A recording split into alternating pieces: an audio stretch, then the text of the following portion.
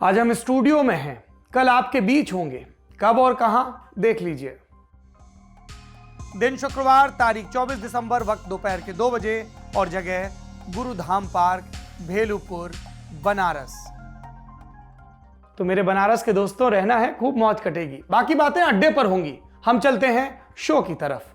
Mexico में एक लोकोक्ति चलती है, love is blind but not the neighbours, यानी प्यार अंधा हो सकता है, पड़ोसी नहीं। आज की कहानी 2 पड़ोसियों की है, पाकिस्तान और अफगानिस्तान। बड़े बुजुर्ग कहते आए हैं कि पड़ोसी के घर में आग लगे तो अपने बचाव की तैयारी शुरू कर देनी चाहिए, लेकिन पाकिस्तान इस सीख को लगातार नजरअंदाज करता रहा है। वो अफगानिस्तान के घरेलू मसलों में टांग अड़ाता है, गर्व करता है। अफगानिस्तान में तालिबान की सरकार है। तालिबान ने अब पाकिस्तान के घरेलू मसलों में टांग अड़ाने की शुरुआत कर दी है। तालिबान ने पाकिस्तानी सेना को बॉर्डर पर फेंस लगाने से रोक दिया है। मीडिया रपटों के मुताबिक दोनों तरफ से मोर्टार भी दागे गए हैं। पाकिस्तान और अफगानिस्तान के बीच जारी सीमा विवाद की पूरी कहानी क्या है? क्या तालिबान पाकिस्तान के हाथ से निकल चुका है और इस विवाद का असर क्या होगा? सब विस्तार से बताएंगे। नमस्ते, मेरा नाम है सौरभ द्विवेदी और यह है लल्लन टॉप का अंतर्राष्ट्रीय प्रसंगों से जुड़ा कार्यक्रम दुनियादारी। इतना जोर दे के कहता हूं अंतर्राष्ट्रीय प्रसंग, फिर भी कुछ लोग कमेंट बॉक्स में आके लिख जाते हैं, अबे देश की खबरें कब सुनाएगा? सुनाऊंगा प्रभु, रोज सुनाऊंगा, लल्लन टॉप शो में सुनाऊंगा, पर दुनियादारी को बख्श दो। मुद्दे पर आगे बढ़ते हैं, इतिहास की बात करते हैं। वहीं से कई झमेलों की चाबी मिलती है। 19वीं सदी के शुरुआती वर्षों की बात है। तब ब्रिटेन और रूस दोनों साम्राज्य हुआ करते थे और उनमें खींचतान चल रही थी अफगानिस्तान पर कब्जे को लेकर।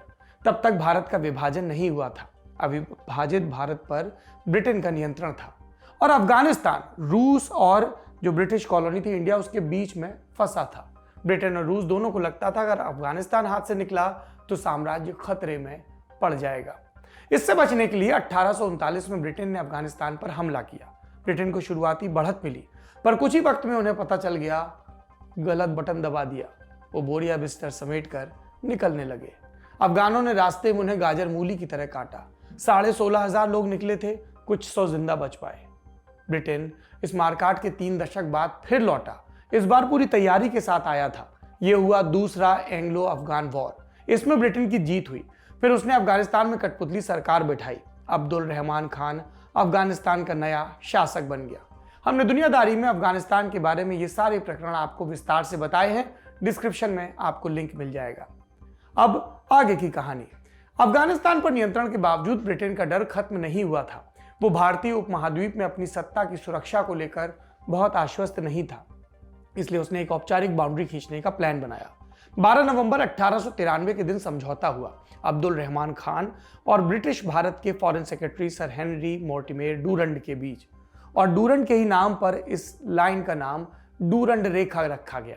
जिस समय समझौता हुआ उस समय भारत और पाकिस्तान एक ही थे, इसलिए 1893 के समझौते ने भारत और अफगानिस्तान के बीच सीमा का निर्धारण किया था।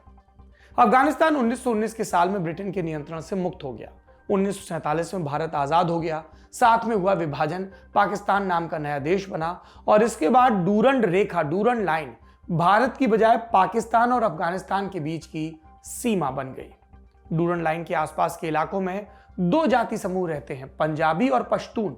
डूरंड लाइन से पहले पश्तून पंजाबियों के बढ़ते प्रभाव को रोकने के लिए लड़ रहे थे। जैसे ही लाइन खींची गई, पश्तून 2 हिस्सों में बंट गए। आधे अफगानिस्तान वाले हिस्से में रह गए, जो बचे वो पहले ब्रिटिश भारत और बाद में पाकिस्तान के अधीन आ गए। इससे उनकी नाराजगी बढ़ने लगी। 1947 के बाद से अफगानिस्तान ने डूरंड लाइन को कभी मान्यता नहीं दी। उसका कहना था ये 2 भाइयों के बीच खड़ी नफरत की दीवार है। डूरंड समझौते में यह बात दर्ज थी कि भारत सरकार अफगानिस्तान के घरेलू मामलों में हस्तक्षेप नहीं करेगा। 1947 के बाद यह समझौता पाकिस्तान के नाम पर शिफ्ट हो गया था, पर उसने इसका पालन नहीं किया। सोवियत युद्ध के दौरान उसने मुजाहिदीनों को पनाह दी, फिर तालिबान को खड़ा किया और 1996 में काबुल की गद्दी पर पहुंचने में मदद भी की। सब कहते हैं और मानते हैं, और ये सत्य भी है, कि पाकिस्तान की सेना और खुफिया एजेंसी तालिबान का रहनुमा रही है। इस रिश्ते के बावजूद अब तालिबान भी डूरंड लाइन को मान्यता देने के लिए तैयार नहीं है। उसका कहना है मुस्लिमों के बीच कोई सीमा नहीं होनी चाहिए। ले लो गट्टे और करो लबर लबर बगल के मुल्कों में। अफगानिस्तान में जो भी सरकार आती है वो पाकिस्तान के पश्तूनों के अलग स्टेट की मांग का समर्थन करती है, उन्हें उकसाती है। दोनों पक्ष एक दूसरे के इलाके में आतंकी हमले करने का आरोप भी लगाते हैं, अफगानिस्तान और पाकिस्तान। 2017 की बात है, जब डूरन लाइन के आसपास आतंकी घटनाएं बढ़ने लगी, तब पाकिस्तान ने सीमा बंदी का फैसला किया।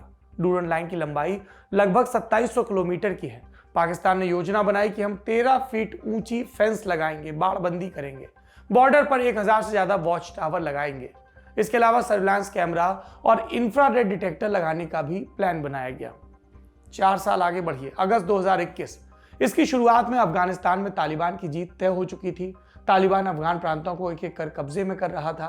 उसी दौरान पाकिस्तान सेना का बयान भी आया। न्यूज एजेंसी एपी की 4 अगस्त की रिपोर्ट। पाकिस्तान आर्मी के सीनियर अधिकारी कर्नल रिजवान नाजिर ने कहा, सीमा पर बाड़ लगाने का काम लगभग पूरा हो चुका है। अफगानिस्तान के साथ वाली 10% काम बचा है, जल्द पूरा कर लिया जाएगा। 4 अगस्त को बयान आया। 15 अगस्त को काबुल में तालिबान आया। राष्ट्रपति अशरफ गनी पहले ही देश छोड़कर भाग चुके थे। तालिबान को चुनौती नहीं मिली थी। तालिबान को लगा और पाकिस्तान को कि मेलजोल रहेगा, क्योंकि अमेरिकी सैनिक भी निकल चुके थे। लेकिन फिर तालिबान ने अंतरिम सरकार का ऐलान किया। इसके प्रवक्ता ज़बीउल्लाह मुजाहिद ने डूरन लाइन पर भी बयान जारी किया। कहा कि फेंसिंग से, बाड़बंदी से लोग और परिवार बट गए हैं। हम सीमा पर शांतिपूर्ण माहौल चाहते हैं, बैरियर की जरूरत नहीं है, हम इस फेंसिंग का विरोध करेंगे। ये वो तालिबान था जिसकी तारीफ में पाकिस्तान के पीएम इमरान खान कसीदे कर रहे थे। आज भी सुर नहीं बदले, लेकिन तालिबान ने उन्हें आंख दिखाना शुरू कर दिया है। अब मसला ये कि आज ये सब कहानी क्यों? क्योंकि पाकिस्तान आर्मी ने फेंसिंग का बचा काम पूरा करने की कोशिश की, लेकिन उन्हें इस दफा जबरदस्त विरोध का सामना करना पड़ा। न्यूज एजेंसी रॉयटर्स की रिपोर्ट के मुताबिक तालिबान के लड़ाकों ने पाक सेना को तार लगाने से रोक दिया। ये घटना नांगरहार के पास की है। वहां आसपास जो फेंसिंग हो रखी थी, तालिबान ने उसे भी उखाड़ दिया।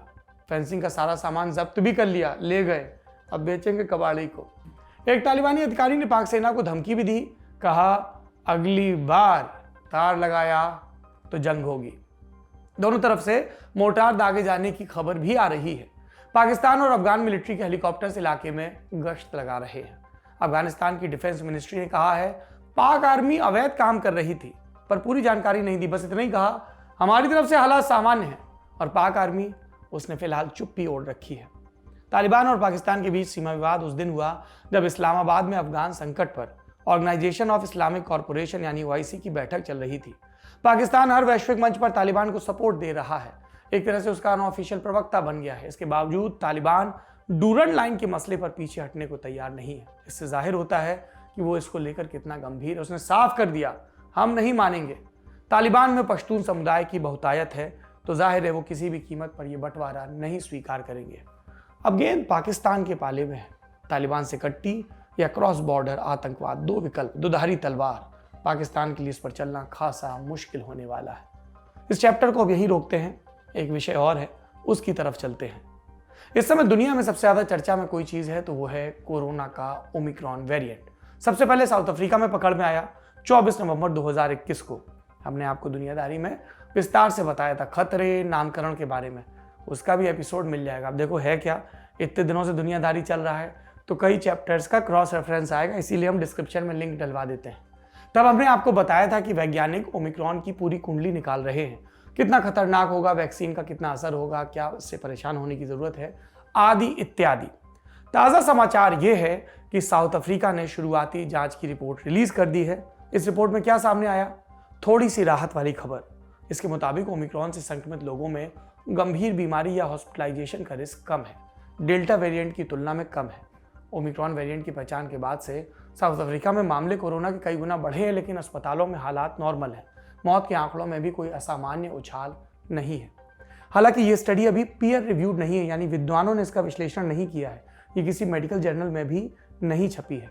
स्टडी करने वाले वैज्ञानिकों का कहना है इस रिपोर्ट के भरोसे पूरी तरह निश्चित मत होइए।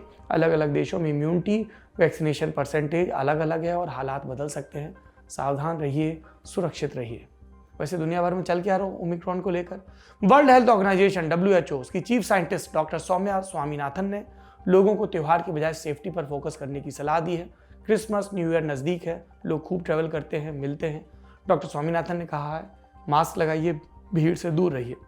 WHO के चीफ टेड्रोस अधानोम गिब्रेसियस ने एक बार फिर वैक्सीन असमानता पर लताड़ लगाई विकसित देशों को। कहा कि बूस्टर डोज लगाने के बजाय उन लोगों की तरफ ध्यान दीजिए जो पहली खुराक का इंतजार कर रहे हैं। वैसे पिछले दिनों इसराइल ने 60 से ऊपर के लोगों को चौथी डोज लगाने की बात भी कह दी थी। विकसित देश अपने नागरिकों को तीसरी डोज लगाना, बूस्टर डोज पहले ही शुरू कर चुके हैं। जो चीफ बोले सोच नहीं बदली तो महामारी से कभी बाहर नहीं निकल पाएंगे। अगला अपडेट चीन से है। चीन ने शियान में लॉकडाउन लगा दिया है।